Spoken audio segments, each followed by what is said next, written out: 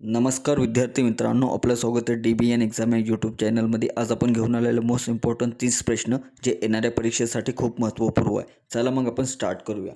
पहिला प्रश्न आहे मित्रांनो, लोकसभेचे पहिले सभापती कोण होते?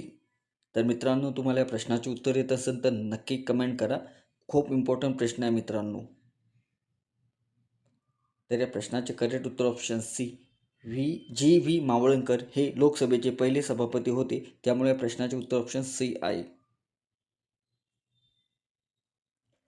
प्रश्न क्रमांक 2 आहे. भारतात सर्वाधिक जनसंख्या घनतत्व असलेले राज्य कोणते? भारतात सर्वाधिक जनसंख्या घनतत्व असलेले राज्य कोणते? तर या प्रश्नाचे करेक्ट उत्तर ऑप्शन ए बिहार राज्य. बिहार राज्य हे भारतात सर्वाधिक जनसंख्या घनतत्व असलेले राज्य आहे. त्यामुळे या प्रश्नाचे करेक्ट उत्तर ऑप्शन ए आहे. प्रश्न क्रमांक 3 आहे मित्रांनो, भारतातील सर्वात लांब बोगदा कोणता आहे? भारतातील सर्वात लांब बोगदा कोणता आहे? तर या प्रश्नाचे करेक्ट उत्तर ऑप्शन सी अटल रोड बोगदा हा भारतातील सर्वात मोठा बोगदा आहे. त्यामुळे प्रश्नाचे उत्तर ऑप्शन सी आहे. मित्रांनो, तुम्हाला व्हिडिओ आवडत असेल तर नक्की लाईक करायला विसरू नका आणि आतापर्यंत चॅनलला जॉईन झालं नसेल तर जॉईन करा. प्रश्न क्रमांक 4 आहे. स्वतंत्र भारताचे पहिले गव्हर्नर जनरल कोण होते? स्वतंत्र भारताचे पहिले गव्हर्नर जनरल कोण होते? तर मित्रांनो, तुम्हाला 5 सेकंदासाठी वेळ देतो आहे. या प्रश्नाचे उत्तर नक्की कमेंट करा. तर या प्रश्नाचे करेक्ट उत्तर ऑप्शन सी लॉर्ड माउंटबेटन हे स्वतंत्र भारताचे पहिले गव्हर्नर जनरल होते. त्यामुळे प्रश्नाचे उत्तर ऑप्शन सी आहे. प्रश्न क्रमांक 5. भारत आणि श्रीलंका यांच्या खालीलपैकी कोणते बेट आहे? भारत आणि श्रीलंका यांच्यात खालीलपैकी कोणते बेट आहे? तर या प्रश्नाचे उत्तर ऑप्शन बी रामेश्वरम हे भारत आणि श्रीलंका यांच्यातील बेट आहे. 2 भागामध्ये म्हणजे भारत आणि श्रीलंका यांच्या दरम्यान रामेश्वरम हे बेट आहे. त्यामुळे प्रश्नाचे उत्तर ऑप्शन बी आहे. प्रश्न क्रमांक 6. खाद्यपदार्थात खाण्याच्या सोड्याचा सर्वाधिक वापर केला कोणत्या जीवनसत्वाचा नाश होतो? खाण्याच्या सोड्याचा सर्वाधिक वापर केल्याने कोणत्या जीवनसत्वाचा नाश होतो? तर या प्रश्नाचे करेक्ट उत्तर ऑप्शन बी क जीवनसत्वाचा. खाद्यपदार्थात खाण्याच्या सोड्याचा सर्वाधिक वापर केल्यास तर क जीवनसत्व नाश होतात. त्यामुळे या प्रश्नाचे उत्तर ऑप्शन बी आहे. प्रश्न क्रमांक 7 आहे. पिण्याचे पाणी शुद्धीकरणासाठी खालीलपैकी काय वापरता येतात? तर या प्रश्नाचे करेक्ट उत्तर ऑप्शन सी क्लोरीन. पिण्याचे पाणीचे शुद्धीकरणासाठी क्लोरीन यूज केले जातं. त्यामुळे प्रश्नाचे उत्तर ऑप्शन सी आहे. मित्रांनो, तुम्हाला वाटत असेल त्रुटी, पण त्रुटीपेक्षा क्लोरीन हे सर्वात जास्त प्रमाणात पाणी शुद्ध करण्यात येतं. त्यामुळे प्रश्नाचे उत्तर ऑप्शन सी आहे. प्रश्न क्रमांक 8. BCG लस टिंबटिंब या रोगापासून बचाव करते. BCG लस टिंबटिंब या रोगापासून बचाव करते. तर या प्रश्नाचे करेक्ट उत्तर ऑप्शन सी क्षयरोग. BCG लस ही क्षयरोग या रोगापासून बचाव करते. त्यामुळे प्रश्नाचे उत्तर ऑप्शन सी आहे.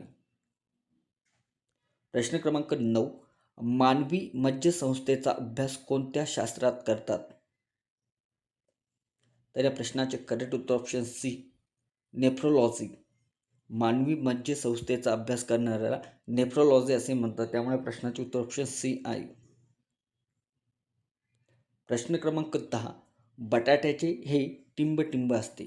बटाट्याचे हे टिंबटिंब असते तर मूळ, खोड, बीज या फळ. तर या प्रश्नाचे करेक्ट उत्तर ऑप्शन बी खोड. बटाट्याचे खोड हे असतात. त्यामुळे प्रश्नाचे उत्तर ऑप्शन बी आहे. प्रश्न क्रमांक 11. हायड्रोक्लोरिक आम्ल असणारे फळ कोणते? ऑप्शन आहे आंबा, लिंबू, पेरू, केळी. तर या प्रश्नाचे करेक्ट उत्तर ऑप्शन बी लिंबू. हायड्रोक्लोराइड आम्ल असणारे फळ म्हणजे लिंबू आहे. प्रश्न क्रमांक 12. नॅशनल मॅथमॅटिक्स डे कधी साजरा केला जातो? नॅशनल मॅथमॅटिक्स डे कधी साजरा केला जातो? तर ऑप्शन आहे 14 मार्च, 10 जुलै, 22 डिसेंबर, 20 ऑक्टोबर. तर या प्रश्नाचे करेक्ट उत्तर ऑप्शन सी 22 डिसेंबर रोजी नॅशनल मॅथमॅटिक डे म्हणून साजरा केला जातो? प्रश्न क्रमांक 3 आहे, सरहद गांधी या नावाने कोणाला ओळखले जातात? तर आगा खान, खान अब्दुल गफ्फार खान, महात्मा गांधी, मोहम्मद अली जिना.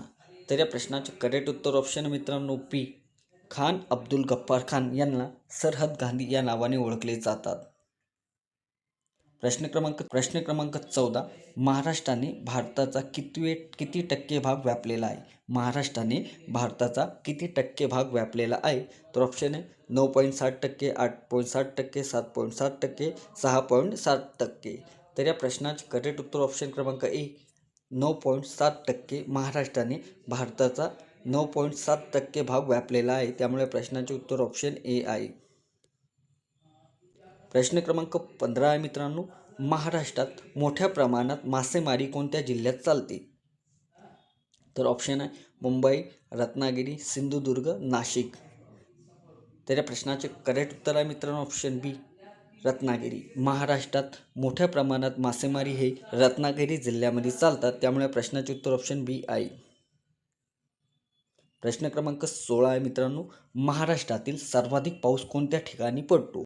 तर ऑप्शन आहे अबोली, अकोला, चिखलदरा, म्हैसमाळ. तर मित्रांनो या प्रश्नाचे करेक्ट उत्तर ऑप्शन ए, अबोली.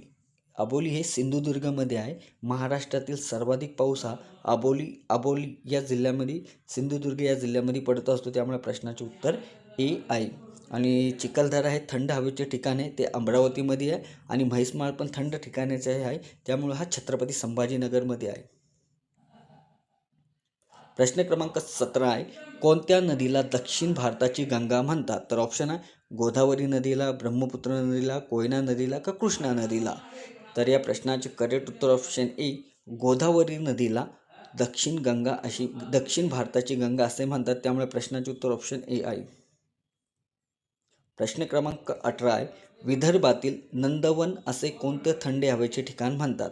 विदर्भातील नंदवन असे कोणत्या थंड हवेच्या ठिकाणाला म्हणतात? तर ऑप्शन आहे चिखलदरा, मेळघाट, जव्हार, खंडाळा. तर या प्रश्नाचे करेक्ट उत्तर मित्रांनो ऑप्शन ए, चिखलदरा.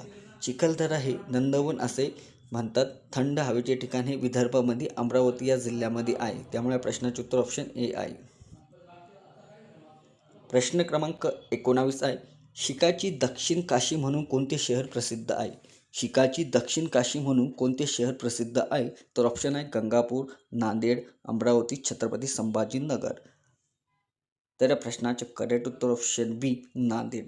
शिकाची दक्षिण काशी म्हणून नांदेड या शहराला म्हणतात, त्यामुळे प्रश्नाचे उत्तर ऑप्शन बी आहे. प्रश्न क्रमांक 20 आहे मित्रांनो, भारताचा लोह पुरुष कोणाला म्हणतात? तर ऑप्शन आहे सरदार वल्लभभाई पटेल, लोकमान्य टिळक, पंडित जवाहरलाल नेहरू, महात्मा गांधी. तर या प्रश्नाचे करेक्ट उत्तर ऑप्शन ए, सरदार वल्लभभाई पटेल यांना लोह पुरुष म्हणतात. भारताचा लोह पुरुष हा सरदार वल्लभभाई पटेल आहे. प्रश्न क्रमांक 21 आहे, ॲनी बेझंट यांनी कोणत्या वृत्तपत्राची स्थापना केलेली आहे? तर ऑप्शन आहे दर्पण, न्यू इंडिया, बंगाल गॅझेट, केसरी. तर या प्रश्नाचे करेक्ट उत्तर ऑप्शन बी, न्यू इंडिया.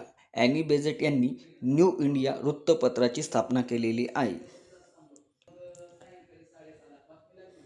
प्रश्न क्रमांक 22, आचार्य प्रल्हाद केशव आत्रे यांनी अनेक नाटक लिहिली, खालीलपैकी एक नाटक त्यांनी लिहिलेले नाही.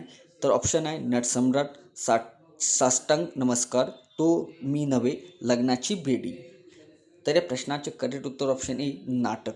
नट सम्राट हे नाटक त्यांनी लिहिलेले नाही, त्यामुळे या प्रश्नाचे करेक्ट उत्तर ऑप्शन ए आहे.